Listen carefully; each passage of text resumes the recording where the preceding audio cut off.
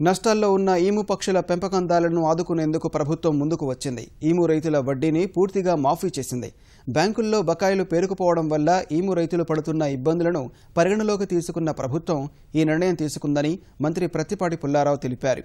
రాష్ట్రంలో ప్రకృతి వ్యవసాయాన్ని ప్రోత్సహించేందుకు విప్రో సంస్థ 200 కోట్ల రూపాయలతో పైలట్ ప్రాజెక్టు అమలు చేసేందుకు ప్రభుత్వంతో ఒప్పందం కుదుర్చుకుందని పుల్లారావు తెలిపారు.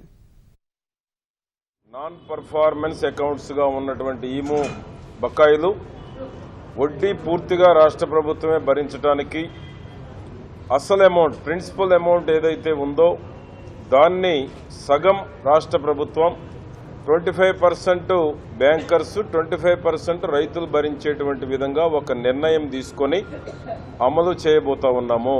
జపాన్ నుంచి టిహో సుహాగుచి కంపెనీ తరఫున యుఎస్ లో ఉన్నటువంటి ఎన్ఆర్ఐ 3 లైన్స్ వెంచర్ ఫండ్ వాళ్ళ గ్రూప్ అన్నమాట. వీళ్ళిద్దరు కూడా ఇక్కడ ఇంక్యుబేషన్ సెంటర్స్ ఏర్పాటు చేసి ఏపీలో ఉన్నటువంటి స్టార్టప్ ప్రోగ్రాం కిందకు రావడానికి వాళ్ళు ముందుకు వచ్చారు.